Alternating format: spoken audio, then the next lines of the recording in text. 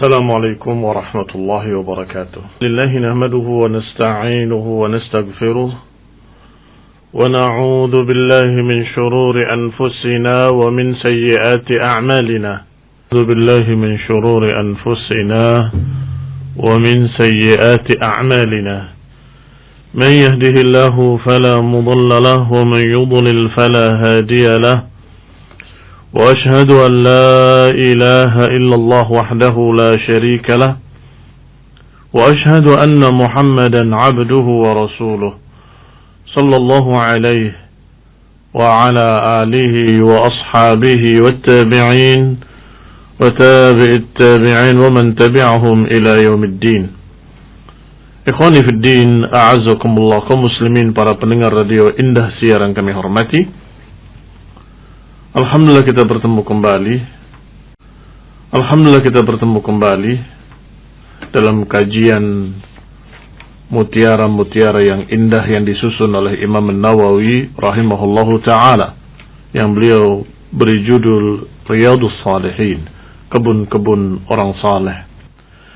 Memang kebun-kebun orang saleh adalah ilmu, kebun-kebun yang buahnya adalah fawaid ilmiah, yang buah-buahnya adalah faedah-faedah ilmiah. Itulah kebun-kebunnya orang saleh. Sadaqa Imam Nawawi rahimahullah.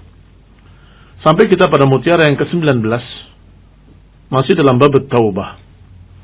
Hadisnya agak panjang. Beliau masukkan hadis ini untuk memberikan berita yang sahih, riwayat yang sahih dari Nabi SAW tentang adanya sebuah pintu yang sangat besar.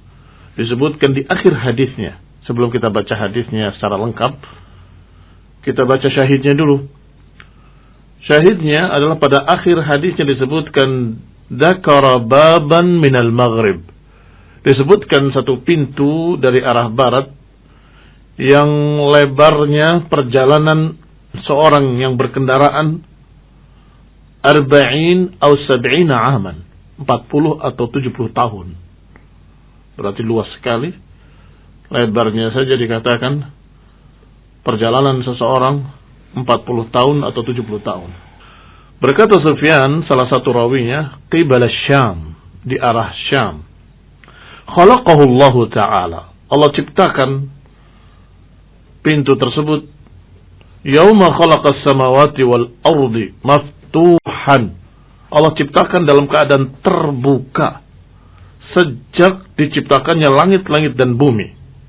Lit taubah, untuk menerima taubat. Pintu yang luas ini terbuka sejak diciptakannya, sejak awal diciptakannya langit dan bumi, ia terus terbuka untuk menerima taubat. La yughlaqu hatta tatla' asy-syams, tidak akan tertutup kembali hingga terbitnya matahari dari sana, artinya dari barat.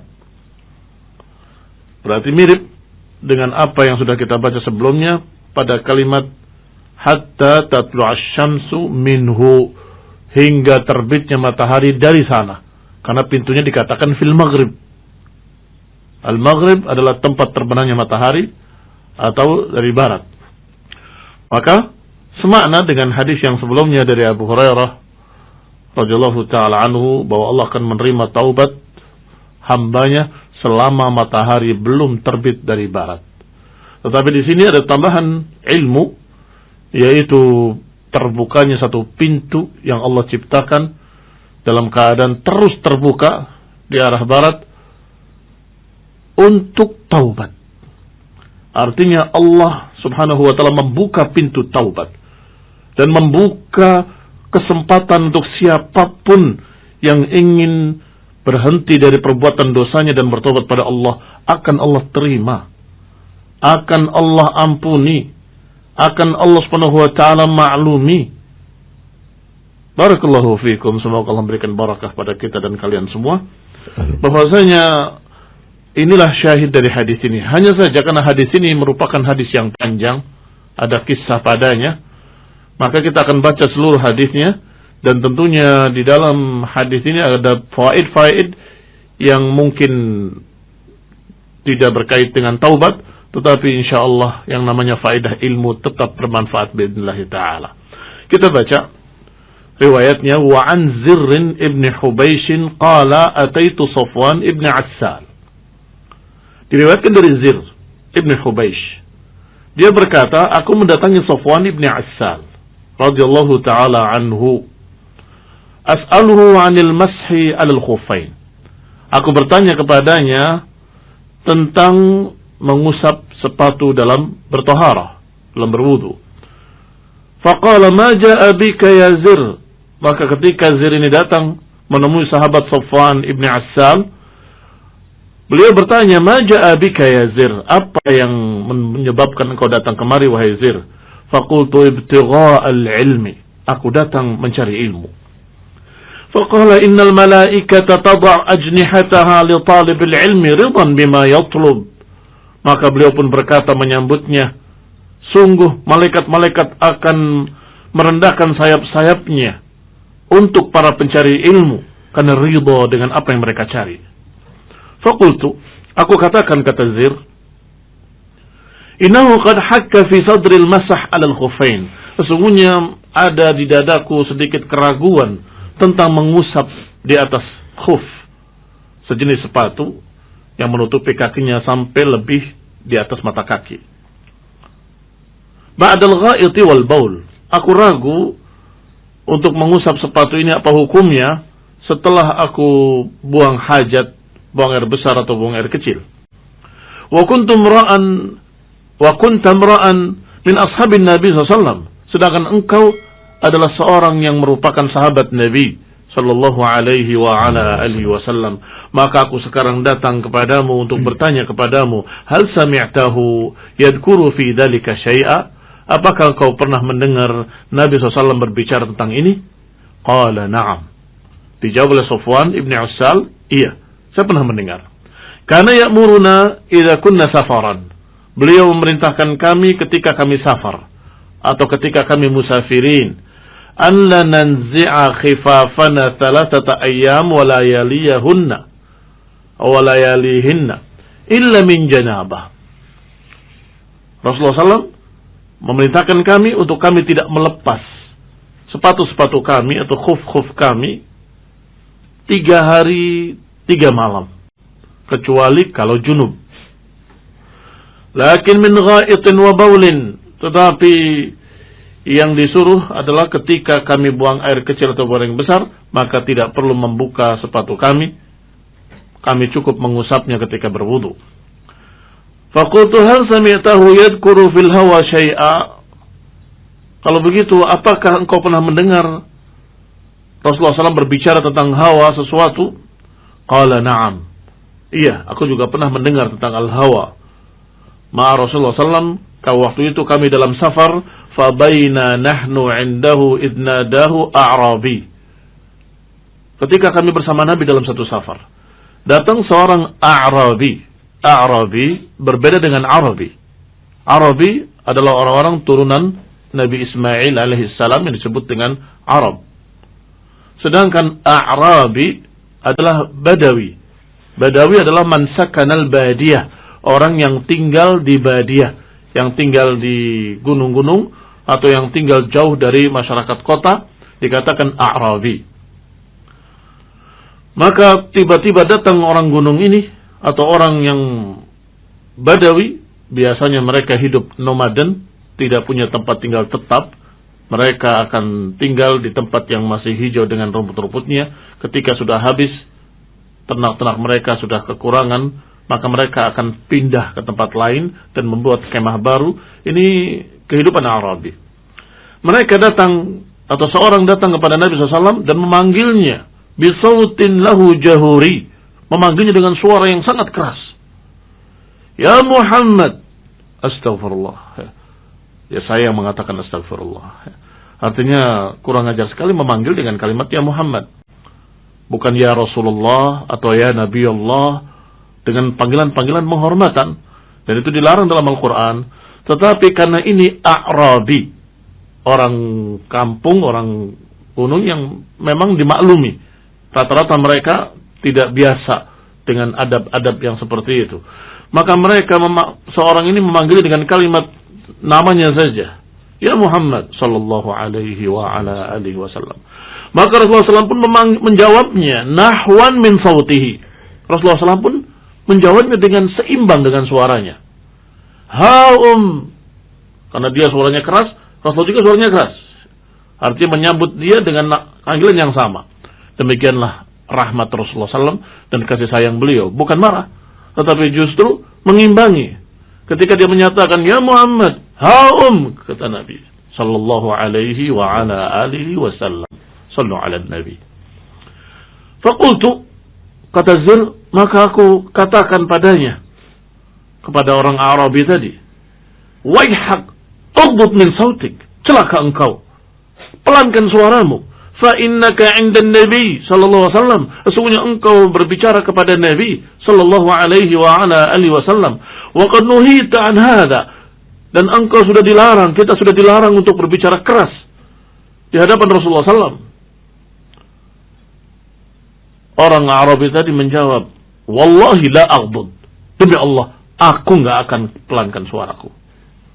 Inilah yang dikatakan al-hawa. Dia tetap bersikeras dengan apa yang dia biasa. Memang mereka biasa begitu, memanggil dengan tidak sopan. Ya fulan, ya fulan. Bahkan kadang-kadang kalau ada pintu, gedor-gedor pintu dengan suara yang keras, sambil memanggil dengan suara yang keras pula. Kebiasaan mereka. Ketika dikatakan waihak ughdud, dikatakan wallahi la aghdud. Padahal Allah Subhanahu wa taala menyatakan dalam surat Al-Hujurat atau di awal surat Al-Hujurat untuk memelankan suara di hadapan Nabi sallallahu alaihi wasallam. La tarfa'u aswatakum fawqa sautin nabi wa la tajharu lahu bil qawli kajahri ba'dikum li ba'd an tahbata a'malukum wa antum la tash'urun. Kata Allah SWT dalam surat Al-Hujurat itu atau di awal surat Al-Hujurat, jangan keraskan suaramu di atas Nabi, dan kamu jangan mengucapkan dengan ucapan yang seperti kamu berbicara pada orang lain. Dikhawatirkan akan gugur amalan-amalan kalian dalam keadaan kalian tidak terasa atau kalian tidak merasa. Demikian kata Allah SWT. Qala al-Arabi, berkata lagi Arabi tadi, al-mar'u yuhibbul qawm wa lam yalhaq bihim. Aku mau tanya, ada seseorang yang suka kepada satu kaum, tapi nggak bisa seperti mereka. Bagaimana? Artinya bukan tingkatan mereka. Aku cinta kepada satu kaum, suka, tapi nggak bisa seperti mereka. Qala Nabi SAW, al-mar'u ma'aman ahab. Sesungguhnya seseorang itu bersama siapa yang dicintainya yaumul qiyamah. Maka gembiralah Arabi tadi, dan bergembira pula seluruh para sahabat yang mendengarnya. Inilah sebabnya para sahabat itu senang kalau datang seorang Arabi, senang kalau datang orang Badui. Mengapa? Dia akan bertanya pertanyaan-pertanyaan yang mereka malu untuk nanya.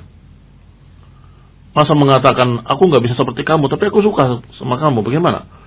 Ini Arabi yang tanya, kata Nabi, al-mar'u ma'aman ahab, seseorang akan bersama orang yang dicintainya.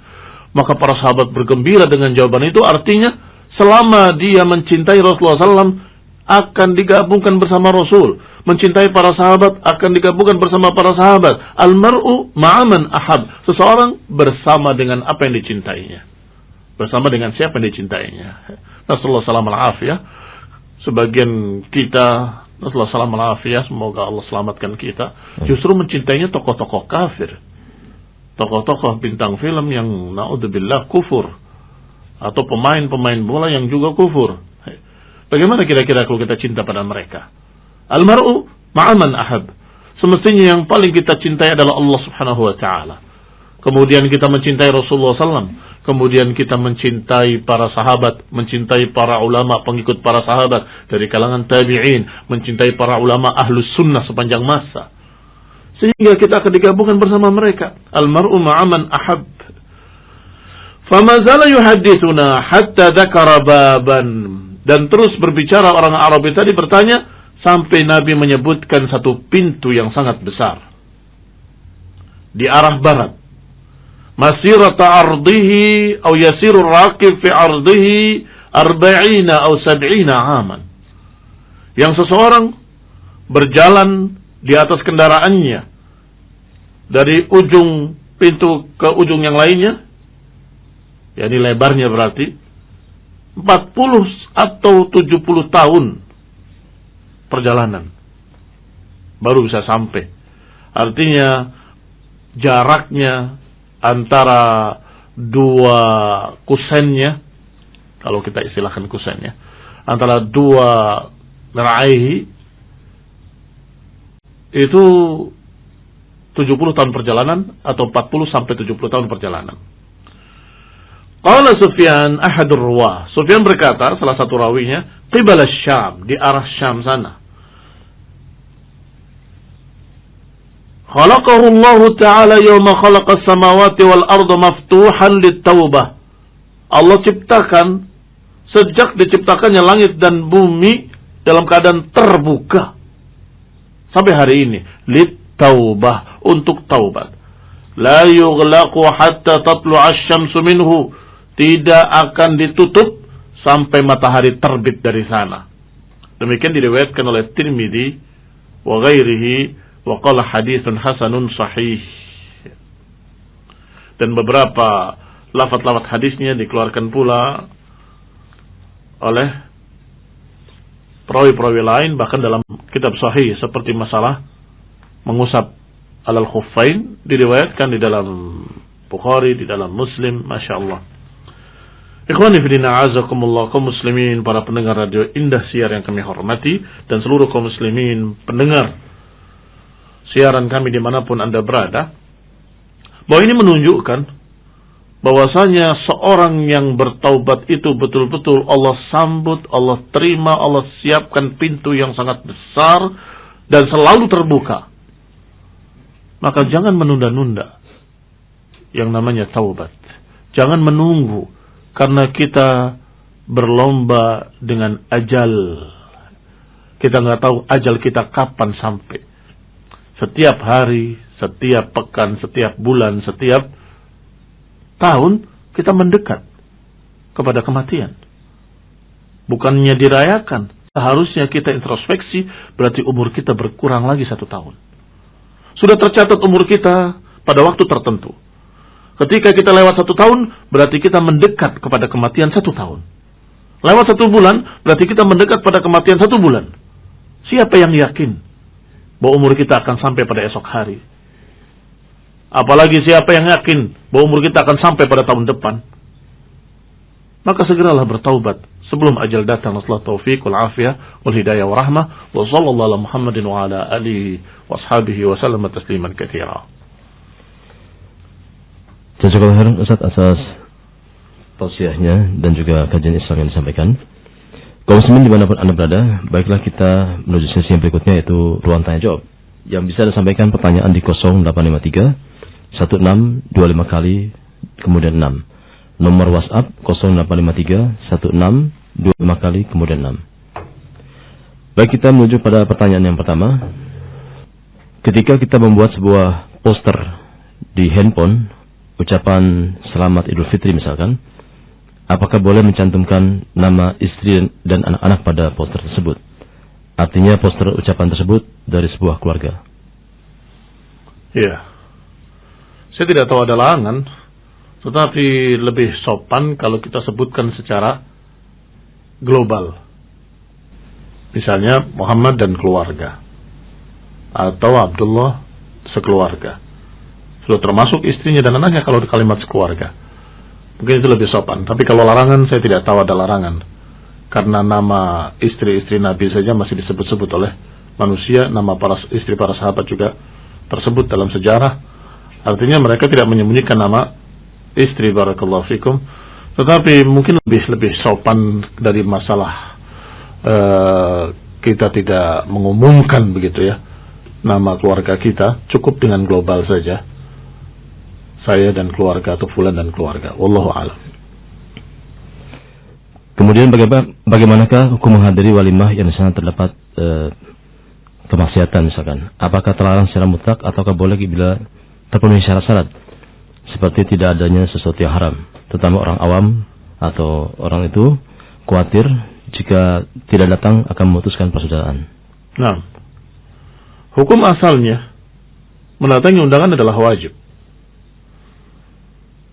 Hanya saja ketika ada sesuatu kemaksiatan, maka kewajiban tadi jadi gugur. Sebab kita mendatanginya akan mendatangi kemaksiatan.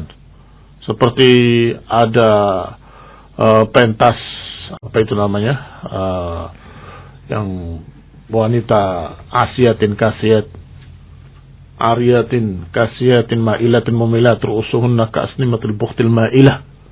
Perempuan yang berpakaian tapi telanjang, perempuan yang menggoyang-goyangkan badannya, perempuan yang menyanggul rambutnya, itu disebut oleh Nabi SAW sinfan min ahlin nar, 2 golongan dari ahlin nar. Maka sudah terhalang atau sudah tidak lagi wajib kita mendatanginya. Hanya saja solusinya, kalau kita khawatir memutus silaturahmi, kita datang pada waktu yang tepat dan kemudian pergi pada waktu yang tepat pula. Apa waktu yang tepat? Kalau sudah kalimat para hadirin itu sudah mulai, itu musik sudah mati atau belum dinyalakan, kemudian mereka sudah mulai khusyuk, apalagi ada yang kemudian sudah muqaddimahnya dengan ayat-ayat Al-Quran. Artinya ayat Al-Quran adalah dengan kalimat innal hamdalillah sampai ucapan ayat Allah Ta'ala yang 3 tentang masalah taqwa, ya ayuhan nas, atau ya ayuhalladzina amanu taqullah, begitu. Duduk, setor muka, ucapkan doa kepada keluarga setelah ijab qabul selesai. Kalau tidak ada kemaksiatan, silahkan ya, teruskan. Kalau ada sesuatu yang tidak pantas engkau di situ, seorang ahli sunnah, seorang yang memegang agamanya, maka pergi saja. Apa pantas seorang berpakaian sunnah duduk di hadapan panggung, di atasnya ada seorang wanita yang kasiyatin ariyatin ma'ilatin mumilatin ru'usuhunna ka'asnimatil bukhtil ma'ilah? Sama sekali tidak pantas. Tapi sudah terkena kewajiban tadi, sudah menghadiri ijab qabulnya, yaitu kalimat saya nikahkan anak saya kepada kamu dengan mas kawin ila akhirih. Juga sudah dijawab, saya terima nikahnya dengan mas kawin tersebut. Itu sudah, kamu sudah melaksanakan kewajiban menghadiri undangan. Barakallahu fikum. Berikutnya, bismillah, semoga Allah Ta'ala menjaga antum Ustaz. Izin tanya, mau nasihatnya Ustaz jika kita terasa berat dengan nasihat atau untuk menerima nasihat. Astagfirullah. Beristighfarlah pada Allah banyak-banyak. Karena tidak ada orang yang tidak mau menerima nasihat atau tidak mendengar nasihat atau tidak suka mendengar nasihat, kecuali orang-orang yang fi qalbihi marad. Berarti hatinya ada penyakit. Seharusnya seorang muslim kalau nasihati gembira. Sebagaimana kalau seseorang diberikan sesuatu hadiah, apakah tidak gembira? Gembira. Saya kasih uang kepada kamu 1 juta rupiah. Gembira. Tapi saya kasih 10 juta, lebih gembira lagi. Saya kasih 1 miliar, lebih gembira lagi. Saya kasih 1 ilmu. Ilmu itu lebih tinggi nilainya daripada dunia dan seisinya. Berarti bisa dibandingkan dengan 1 miliar? Nggak bisa dibandingkan. Lebih tinggi, lebih tinggi, lebih tinggi. Maka seharusnya gembira engkau diberi hadiah. Makanya beberapa ulama menulis surat nasihat dengan judul Hadiyatun Lak. Judulnya, ini hadiah untukmu. Padahal isinya nasihat. Wattaqullah, bertakwalah pada Allah, ingatlah kematian, bertobatlah dan sebagainya. Itu adalah na'udzubillah kalau kita gak suka dengan sesuatu yang baik, sehingga berusahalah untuk mengobati diri sendiri. Bagaimana caranya mengobati diri sendiri? 1, dengan memperbaiki keikhlasan bahwa kita ini milik Allah, beribadah karena Allah. Maka ketika kita nasihatkan dengan ayat Allah, kita terima. Kalau nasihati dengan hadis dari Rasul Allah, kita terima. Karena kita punya keikhlasan. Kita tidak peduli dengan orang yang berbicaranya atau orang yang menasihatinya. Tetapi yang disampaikannya qala Allah, qala Rasul. Apa beratnya kita menyatakan sami'na wa ata'na, kami dengar, kami taat. Atau paling tidak kita mengucapkan jazakallahu khairan. Walaupun mungkin saya maklumi tidak semua orang mampu untuk mengerjakannya kan? Yeah. Waduh, ini berat sekali. Tapi apa ucapan kita kepada orang yang menasihati? Iya, terima kasih. Jangan ada penolakan. Apalagi merasa berat dengan nasihat itu, kemudian tersinggung, kemudian marah. Jangan. Kalau itu ucapan hak, kamu katakan, iya, jazakallah khair. Saya akan usahakan. Kemudian kamu berusaha. Walaupun mungkin tidak mampu, tetapi adab kamu terhadap ilmu, adab kamu, akhlak kamu terhadap ayat Allah dan Rasulnya sudah dapat pahala. Kalimat kamu dengan kalimat, insya Allah saya akan usahakan, itu sudah dapat pahala. Ketika usahanya tidak berhasil, niatmu sudah mendapatkan pahala. Barakallahu fiikum. Nah, berikutnya, afwan di luar tema, bagaimana hukum koret bagi wanita yang janinnya tidak berkembang atau usia 13 minggu? Dan apakah si koretnya harus dikubur ataukah bagaimana, Ustaz? Jazakallahu khairan. Kalau memang demikian keadaannya, artinya udah diketahui dengan ilmunya, ilmu kedokteran oleh para dokter, bahwa ini tidak berkembang, apalagi sudah mati janinnya, maka ya harus dikeluarkan. Dan harus dikuret, dibersihkan. Barakallahu fikum. Adapun kuretnya harus dikubur, na'am.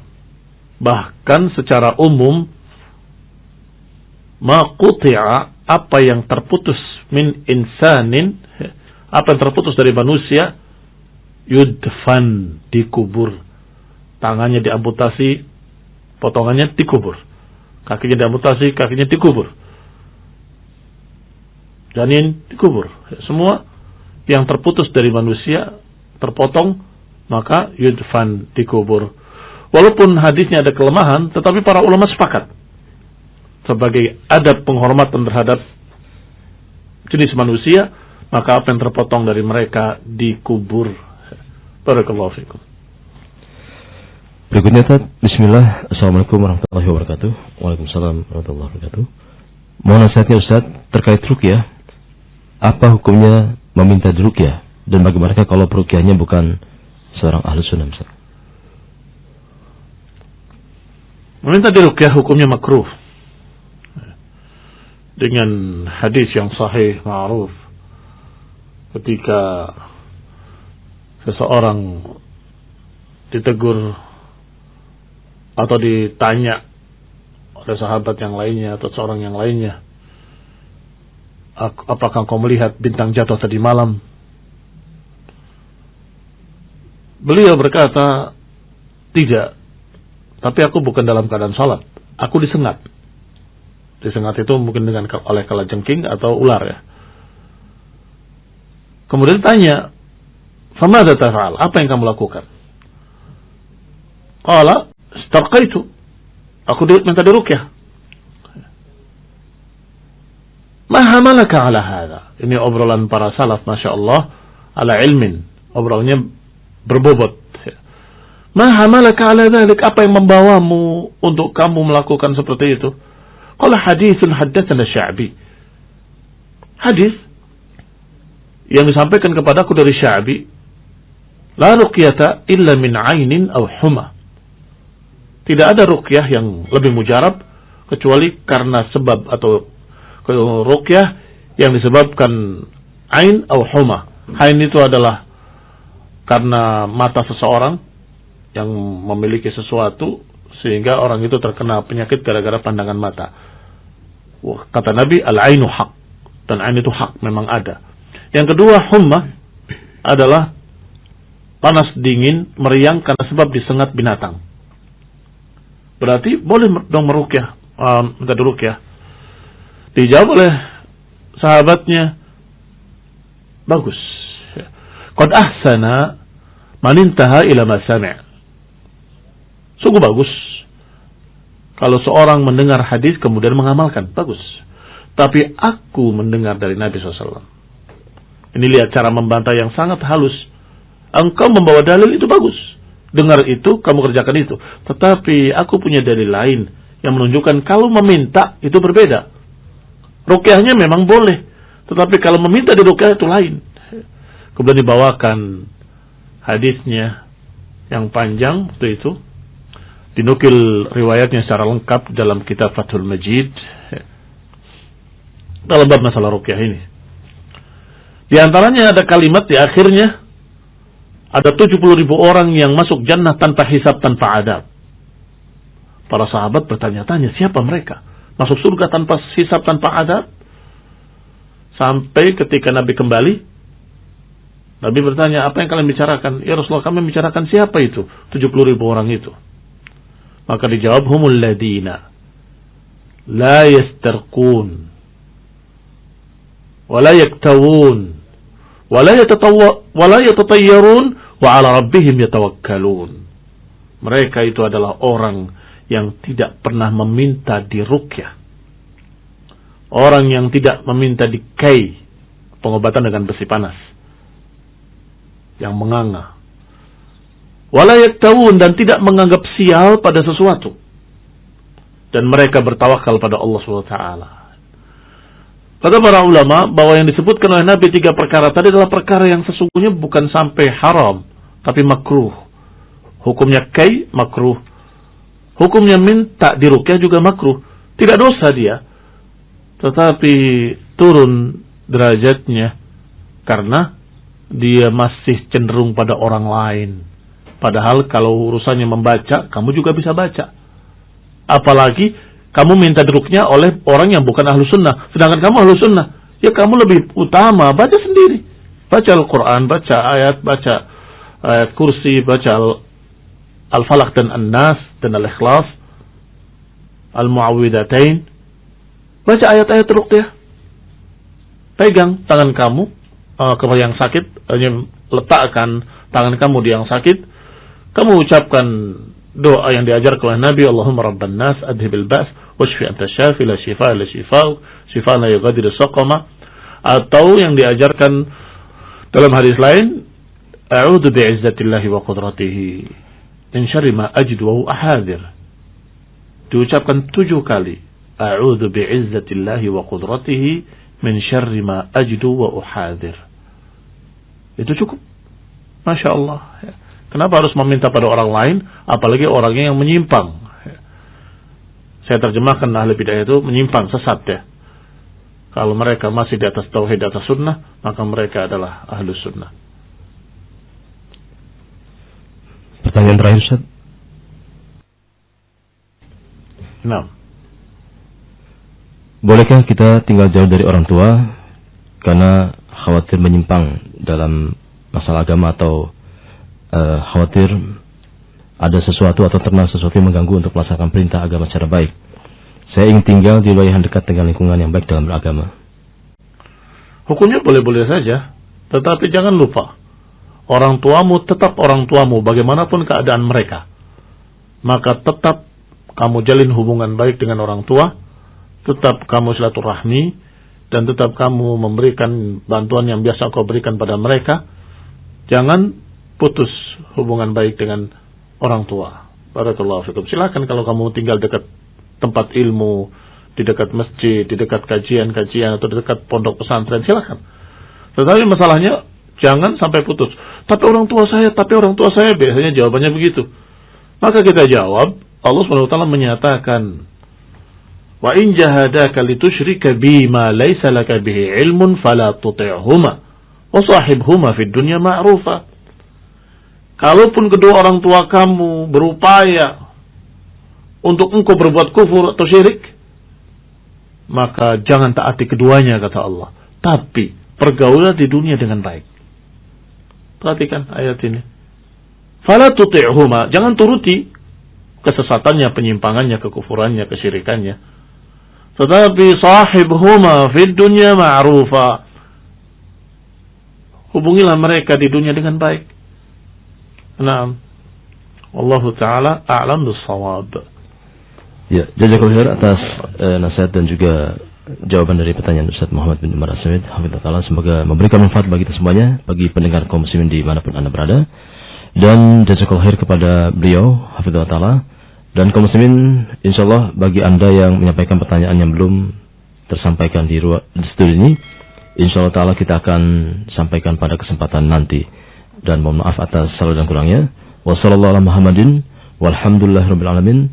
Subhanakallahumma wa bihamdika Asyhadu an la ilaha illa anta astaghfiruka wa atubu ilaik. Wassalamualaikum warahmatullahi wabarakatuh.